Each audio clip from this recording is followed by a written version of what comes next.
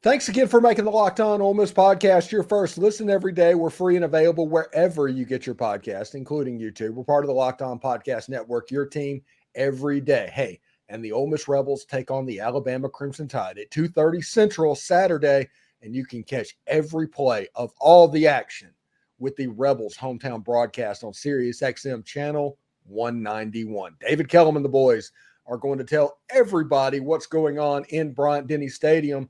Listen there. That's Sirius XM channel 191 or the SXM app. Just search Ole Miss Rebels. The Locked On Ole Miss podcast is on there as well. I'm here with Pratt Rogers as part of his weekly segment. I have a feeling we're going to talk a little bit about Alabama football today. Steven, what's up, man? I hope so. It's been on the top of mind for some time now. Yeah, I'm starting to see a lot of people posting that they got tickets on the secondary market, Ole Miss fans going to the game. I think there might be more than a little bit of red in that stadium, just in case, because I think Ole Miss fans are expecting to win this game. And this is a weird situation with the way this series has gone historically. There's a lot of optimism. I mean, in group text and family, friends, I feel like everybody's got a lot of optimism for this game. I know I do. I think that this is a real opportunity for Ole Miss to take a step in the right direction if we're ever going to do it. Yeah, and if you look at it, the last time that Ole Miss had the better quarterback in this game was probably in 2015 with Chad Kelly. That was, well, I guess you could say 2016 over a true freshman Jalen Hurts, but either way, that's Chad Kelly. And before that, it was, Bo Wallace was probably better than Blake Sims.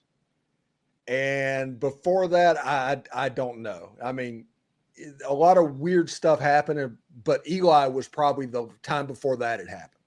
So everybody should be excited with Jackson Dart. Ole Miss is going to be in really good shape. No moment.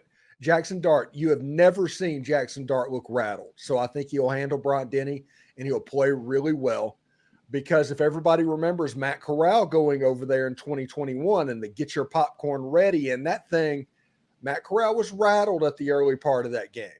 He wasn't quite there. The second half, he was fine. It ended up being 42-21. But the first half, the damage was done. I do not think Jackson Dart is going to fall into that trap. No, he's been emotionally steadfast. I mean, I watched, I think I mentioned to you on the last podcast, I was in Starkville this weekend for the Mississippi State LSU game. Will Rogers looked rattled a lot this weekend for a guy who has seen a lot of SEC football. The only time I've even seen Dart frustrated thus far is that one interception that I think everybody deems was not really his fault when Dayton Wade slipped. So, he wasn't necessarily even mad. He just kind of threw his hands up like, oh, man, just bad luck. Yeah. Just bad luck. And that's what you want to see, though. You want to see the emotional steadfastness of a quarterback. And he even mentioned that in a press conference about 3 weeks ago of, I want to be the guy that when times get tough, the team kind of looks to me and says, we have confidence in Dart to get it done. And that's saying all the right things and being a true leader on the team. Well, he's got about 14 days, okay? Over the next 14 days, 2 weeks from today, which this is airing on a Tuesday. So 2 weeks from Tuesday, that would be October the 2nd or something like that. We will have an idea on if Jackson Dart is in legendary status. We'll have an idea of if he was just a good quarterback, if he's a very good quarterback, if he's a Heisman-worthy quarterback. Because all of those things are still on the table for Jackson Dart. And if Jackson Dart can win these next two games, the way they're situated and what they would mean, we would be getting close to statue territory for Jackson Dart if he was able to pull those off.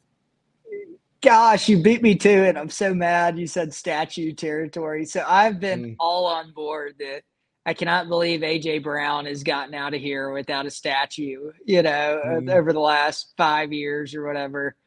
And, the Tim Elko, I haven't seen it if it's actually been constructed, but Tim Elko seemingly has been promised a statue. If Dart wins these next two games, I'm 100% in line with statue conversation. So I can't believe you beat me to that punch. I was going to say the exact same thing. He wins the next two games. Whenever we do those top 5 lists of quarterbacks of all time, Jackson Dart's automatically on the list. It's got to be. Now, I'm not saying he's number 1, but he's on the list in the top 5. Got to be. Mm-hmm. Yeah, I mean, it's amazing how good he looks this year and how in control he is. Not only that, Stephen, we've talked about it a few times. Being as good as you are with the limited options that we've currently got. I mean, I think you and I kind of talked off air about Prescorn and Trey Harris seemingly practicing today, which is a huge step in the right direction. But, hopefully getting those guys back really amplified Dart's numbers. I mean, not having the targets that he's been expecting is definitely a adverse effect on the numbers that you put up in your statistics.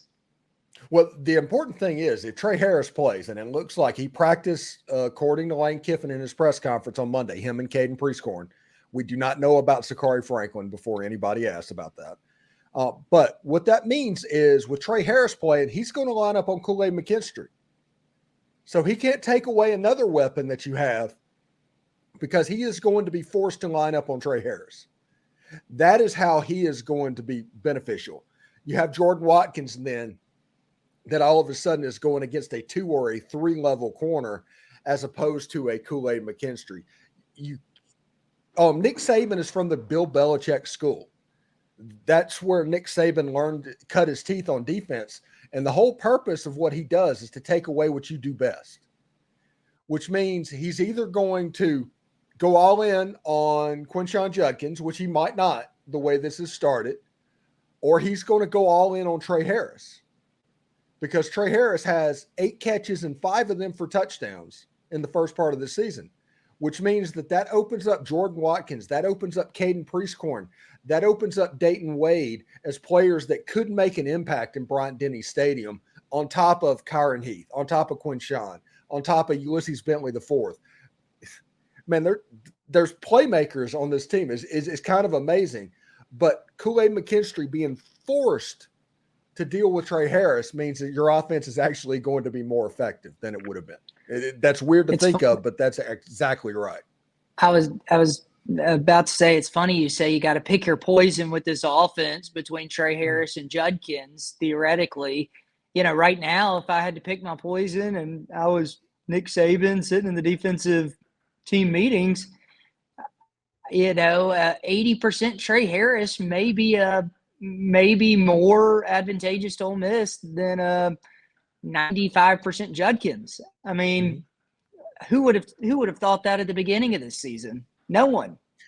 Yeah, I think the player that everybody needs to look at in this game is going to determine win or loss is going to be Jordan Watkins. Everybody needs to watch Jordan Watkins. He is starting to turn into a real playmaker, and his touchdown catch that he made against Georgia Tech, once he caught the ball and hit the sideline, nobody was catching him. There's a little bit of a jet to his game. I mean, he's got some serious speed, and once teams start respecting that, it's really going to open up underneath, and that's why it's so important that Caden Prescorn comes back, because he is going to be the beneficiary of Jordan Watkins doing so well early in the season. So obviously, I don't think anybody really knows the depth of the Prescorn injury on a day-to-day basis of what we're looking at, but I almost feel like Prescorn adds that blocking dimension more than the underneath routes with a potentially banged up leg. I mean, do you feel that Ole Miss is valuing his blocking ability more than the underneath routes you're describing in the game this weekend? He doesn't. I don't think he has a banged up leg. I think he had basically the surgery to relieve plantar fasciitis. I think that's what happened.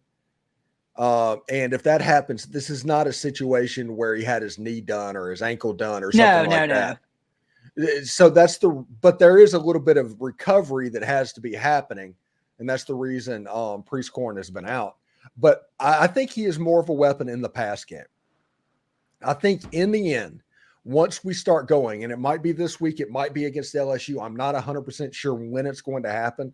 Jordan Watkins and Caden Priestcorn are kind of going to become the focal point of this offense. And you're going to see a lot of triangles with those two and Trey Harris and those two and Zachary Franklin. And that's when this offense is really going to hum. When there's triangle options on both sides of the field and you don't know where it's coming from. Interesting. I like that. Yeah, I don't think people realize the way this offense is set up to go once it gets to full strength. It's bad luck. It was horrible luck that we were out Priestcorn, that we were been without Zachary Franklin. And man, can you imagine if Ole Miss would have gotten that Keon Coleman thing done? What this offense would look like? Oh my goodness. But if Zachary Franklin comes in against LSU and does just enough to grab attention, and this is the whole thing about this offense. Everybody's going to talk about, hey, oh, you can't count on Trey Harris. You can't count on Caden Priestcorn. You can't count on Zachary Franklin to come into an SEC game and be the guy. They don't have to be. They need to come into this game and take attention away from other players so that they cannot double the players that are going to be superior. You're not asking these guys to come in and be the guy. You're asking these guys to come in and be a threat. And every one of these guys will be a threat. And it doesn't matter if it's the first game back or the second game or 10 plays in. All of these guys are going to be a threat just as long as they're mentally executing what the offense requires. We're not asking Trey Harris and Caden Priestcorn to come in and play 80 snaps and be, I don't know, Dawson Knox or DK Metcalf. That's not what we need. We just need them to be effective and a threat so that Alabama's defense can't focus on Jordan Watkins, Quinshon Judkins, Jackson Dart running the ball. If you can, there's enough weapons on this offense. If you can pose a real threat to what's going on, it's not going to matter that these guys are a little bit rusty. And once they get up to full speed, now that's a different animal altogether. But against Alabama and LSU, we're not asking these guys to come in and be the guy. We are asking these guys to come in and just execute at a high level at a point where the defense has to respect them. That's all we're asking them to do. And all of those guys can do that. That's fair. Look, that's probably a different mindset than I was looking through the lens of. I mean, I don't expect whether it's Franklin or Priestcorn or maybe even Harris. Let me rewind on Harris. Priestcorn or Franklin to really step up and, do a whole lot, and being back in the, back in from injury and automatically be sitting in game form. I don't know if I expect that. But looking through your description of this is almost more of like a decoy respect. Do they have the ability to take the top off the defense? That makes a lot more sense than hey, we really need Priestcorn to step up and go ball out versus Bama on Saturday. Because I don't know if I expect that, to be honest. No, that's absolutely not going to happen. There's not a player in college football history that's come in after an injury layoff and been just lights out. That just doesn't happen. But if you can force the defense to respect that player, like Trey Harris, if he is enough of a deep threat that Kool-Aid McKinstry can't just stare in the backfield and sink down and do what he needs to do. If you can push him out running deep, that is going to make the coverage a little bit softer because you know what you get with Alabama. You get that matchup zone coverage that Nick Saban likes to play. He likes to switch. He likes to do all of this stuff. So you need weapons that can be a threat. You don't necessarily need a dude. The guy that needs to be a dude is Jackson Dart. If Jackson Dart is a dude, you're going to be okay. Trey Harris is good enough with his hands and enough of a threat deep that he is going to force the safeties to sink back because Alabama, we all know, if you cannot force those safeties to come back, They go from 13 yards to 12 yards to 11 yards to the point where they just a boa constrictor against your running game. If you need to be able to stretch them a little bit, and Trey Harris will absolutely be able to do that, because at the end of the day in MCL, what he's going through, it's not going to affect his speed. It's going to affect his side to side. So I think that Ole Miss has a chance to accordion stretch that defense out. And in the middle, you have Prescorn, who is a new target with no film on him. Nobody knows how we're going to use him. And you've got Jordan Watkins, who is turning into an all SEC level wide receiver in the first part of this season. And those two players are going to be actually fairly key to what Ole Miss is doing. And they're going to open up Quinshawn, and they're going to open up Jackson. And it should be pretty interesting. I'm pretty fired up about this game, if you can hear. Oh, I'm on cloud nine. One thing you mentioned that I may slightly disagree with, you mentioned Dart being the dude and named a few of our core offensive players. I think the key to this game is our offensive line, because if we don't give Dart time to throw the ball, if we don't have holes for Judkins to run through, this could be a long game. And I think that's about the only way it turns into a really long game. I think this is going to be a dogfight. So I think the offensive line is kind of the make or break of this game, honestly, Stephen. I think the offensive line is going to be fine. They performed against them last year. Now Alabama's going to get to the quarterback. They're 4 and 5 stars. They're talented players. They're going to do that. But we're not going to see a situation like the second quarter against Tulane. That is not going to happen, because what I noticed against Georgia Tech that nobody else is talking about. I've listened to podcasts of everybody going on talking about this game, and nobody is talking about this.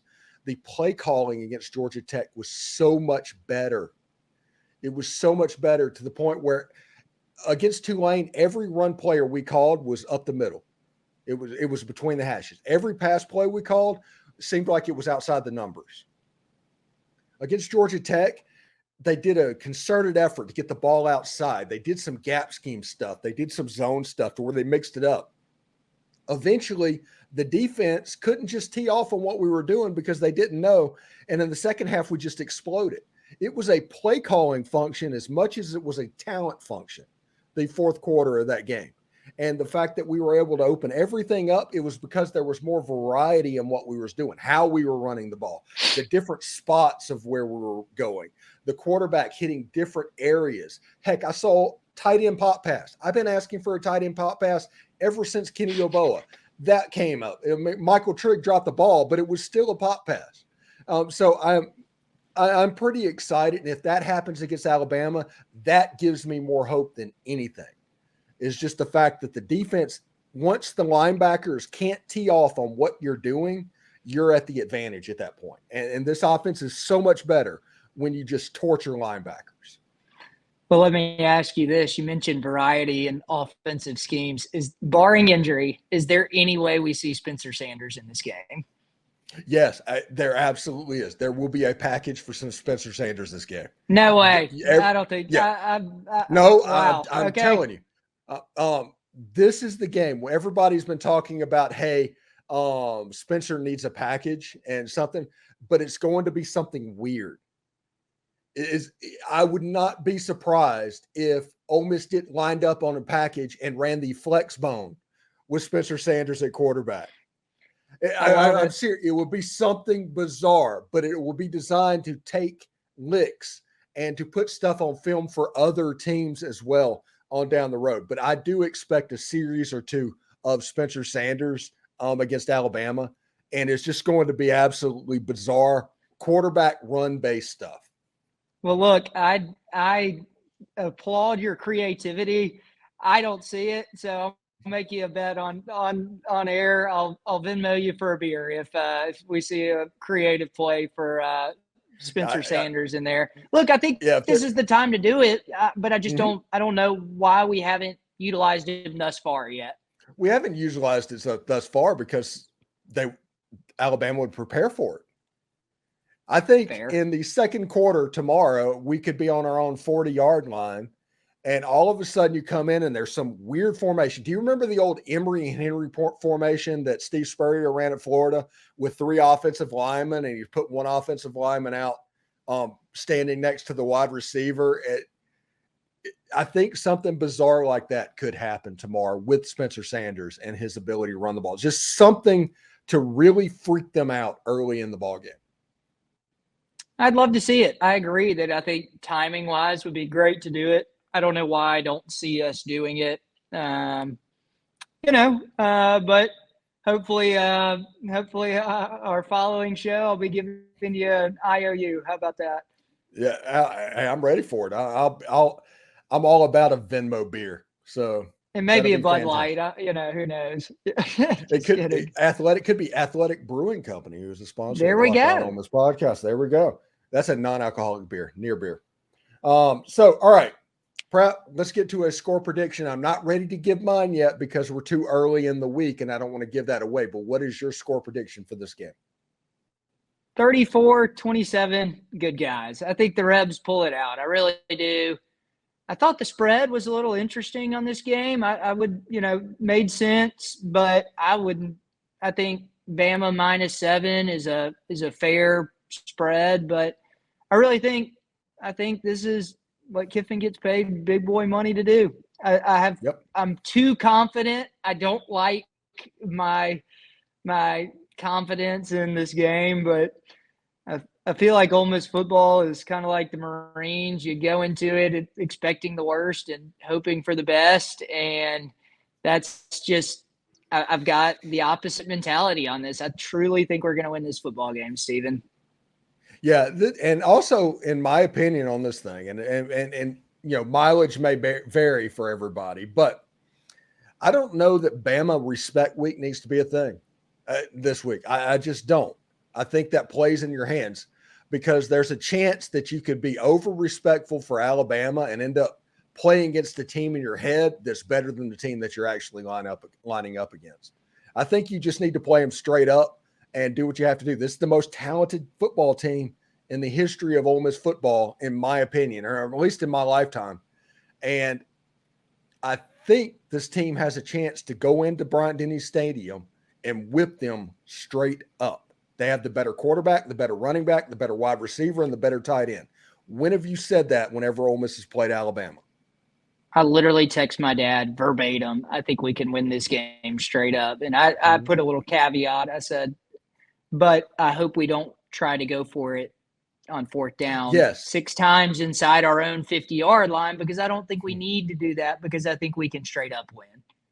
Yeah, we can lose this game to Alabama by trying too hard to win it, if that makes sense. 100% agree. It is okay just to punt the football. And yes, Alabama's going to make plays in this game, but it's not a situation that you can't overcome them. You're going to be fine. If you just play football straight up, you might lose the game, but they're not going to completely outclass you. Now, I do remember when Santonio Beard ran for 5 touchdowns in 2000 or 2002 or something like that on Eli. I do remember Deuce McAllister getting beat 45-7 there. And both of those Ole Miss teams were better teams than Alabama going down into Bryant-Denny Stadium. You can't lose to this Alabama team just by looking at the helmets. You come in there, you got the helmets, you got the uniforms, you got the 37 national championships, you got the elephant going, and all of a sudden that just messes with you if you let it. I think Ole Miss really needs to almost be above it and just pretend they're going into Tulane, for lack of a better word. It's just another road game against a really good team. You're not going into the 37-time national champion. You're just playing a football team on the road that happens to be really good. Well, look, Stephen, it's easy to do. Well, I mentioned to you, we've only won this series 10 times since 1894. That's disgusting to think about. And it's easy to sit there and get psyched out. I'm going to tell you what my dad told me about this. Alabama refused to play Ole Miss when Ole Miss was good. Well, okay. Well, look, I think there are some forfeited wins like in the 50s and 60s. Yeah. During the late 50s when Ole Miss was like just beating everybody, Alabama wasn't playing Ole Miss. Auburn was not playing Ole Miss. But still, in the 70s, when Bama was winning national championships, yes, we were playing them. And getting skull drug. Yeah. Yes. But yes, I completely agree. But like David Cutcliffe, we got 45-7 and 42-7 in back-to-back road trips to Bryant-Denny Stadium, sandwiched by Ole Miss beating them in 2001 and Ole Miss beating them in 2003. Bryant-Denny and that elephant, there is some mind games that Ole Miss has to be careful about.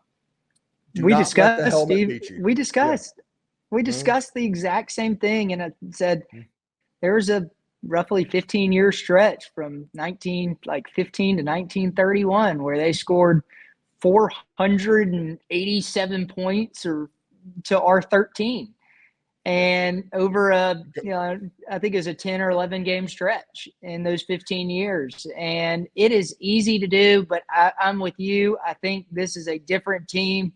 I hope my hopes are not too high, but I'm cautiously optimistic.